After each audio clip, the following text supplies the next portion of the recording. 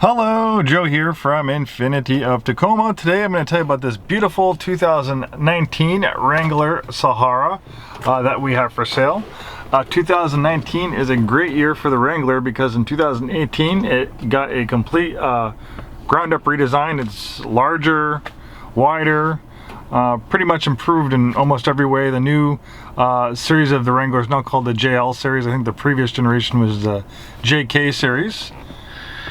This one we took it on trade for an Infiniti QX80, which is our full-size luxury SUV similar to the Cadillac Escalade.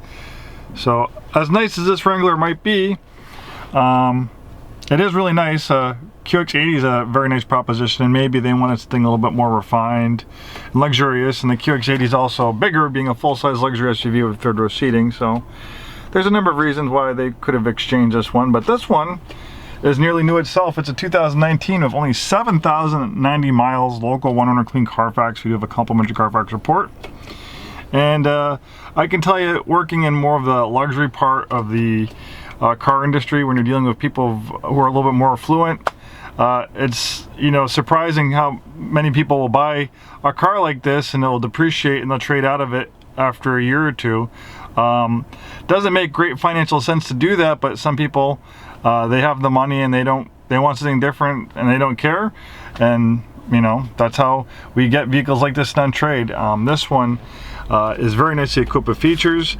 The Sahara is kind of more of like the luxury trim level of the Wrangler, and there's kind of two basic flavors of the Wrangler. You kind of have like the more luxury oriented Sahara, and luxury I mean in Jeep Wrangler talk, versus a true luxury car. And then you have the Wrangler Rubicon. The Rubicon is more off-road oriented, so maybe you might be wondering, oh, should I get a Rubicon or should I get a Sahara? Well, think about what you're going to do with it. If you're going to go rock crawling and do technical off-roading situations, drive in deep mud and stuff like that, then the Rubicon will be, it'll do much better than this Wrangler Sahara. But if you're just going to do lighter off-roading, going on dirt or gravel roads, all that extra heavy-duty off-road hardware you get with the Rubicon really isn't going to benefit you that much. So maybe if you're just going to do lighter off-roading and driving in the snow, maybe go for the Sahara like this and have a little bit nicer ride, and a little bit better gas mileage, a little bit better on-road performance. This one features a new engine. It's a eTorque turbocharged 4-cylinder engine.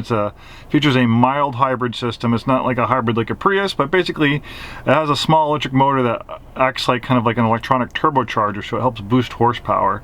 In this one, it's about 270 horsepower and 295 feet of torque, so it is a good amount of power for this vehicle.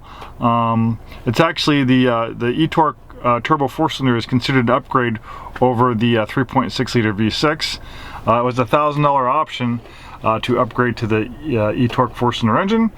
Gas mileage isn't too bad considering it's a Jeep 22 city, 24 highway, and then you have an 8-speed automatic to improve performance and efficiency. 0 to 60 is in 6.5 seconds, which is pretty impressive.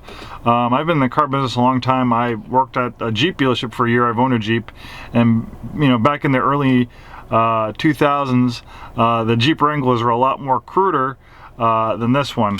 I remember delivering one to a customer who I was working at a Jeep dealership in Boston. I remember delivering a Jeep Wrangler to someone who bought one, and they lived in Boston and they want us to drive it there, so I was driving it on I-90, the Mass Pike, out in Boston, and 70 miles an hour. Quite a lot of wind noise, not the most comfortable vehicle on the highway, where this is completely different. You could easily cruise 80-90 miles an hour. It's relatively quiet compared to older Wranglers, and you have a lot of creature comforts. Going back to the window sticker, and of course we can print you a copy or email you one. I think it's also available for free. It's linked to the complimentary Carfax report. So if you click on that Carfax logo, you can pull up the Carfax report and you can take a look at this window sticker. So this was $51,550 new, so quite a lot of money for a Wrangler, but luckily since it's depreciated, you're not going to pay the new car price. The first owner who bought it, when they drove it off the lot and it became a used car, they took that initial hit in depreciation. So that's some good amount of optional equipment. We have the leather seating package, so you get a leather trim seats with a Sahara logo. leather wrap parking brake handle, leather wrap shift knob, premium wrapped instrument panel bezel. That was a $1,500 option. The trailer tow group was a $795 option. Then we have the LED lighting package. That was a $995 option. The Uconnect navigation / infotainment system was a $1,595 option. The 8-speed automatic transmission was a $2,000 option. And then we have a anti-spin rear differential, so that's kind of like a limited slip differential, $595. The 2-liter eTorque turbocharged engine, $1,000 option. The remote proximity keys, $495 option, and the body colored 3-piece hardtop, that was a $2,195 option, and then remote start system, $495. And if you look at the fit and finish of the interior, it is just beautiful. Definitely superior to the previous generation of the Wrangler. I've had a chance to drive and review, do videos, a lot of drive time and all sorts of time in Wranglers in my automotive career. In fact, when I was in Hawaii, I rented a Wrangler 4-door for my family, and I can tell you a lot more interior space, a lot more quieter, refined. The features, the materials of the interior are very nice. Little Easter eggs. You'll find little Wrangler Easter eggs all over the vehicle. You can kind of see, well, you can't see it there. I'll show you when you go over, but they even have a little Wrangler Easter egg on the window. So the power windows, you have USB connectivity, dual zone auto climate control, nice big infotainment screen. You also have a parking camera. Then you have the synthetic leather and stitching around the dashboard, and a gauge cluster, nice leather wrap steering wheel with this nice contrast stitching. And this thing hardly has a mark on it. It's in pretty close to new condition, and as we mentioned, it has a leather seating package. The Sahara is nice too, because a lot of times, like the fenders would be like a matte color, it's body colored. Likewise with the Sahara, you have a body colored hardtop, and the hardtop, you can remove it completely just like any other Wrangler. Not as quite as easy as a soft top, but you can also remove these panels too. So these are, you can just remove this portion, which is a lot easier if you want to have like a big sunroof. But if you really want to go all out, then of course you can remove the full top, and then you could get a lot of accessories. You can get a little, I think they call them bikini soft tops for the summertime, or if you wanted to get a soft top for the summertime too, and you could add that and put the hard top on for the wintertime.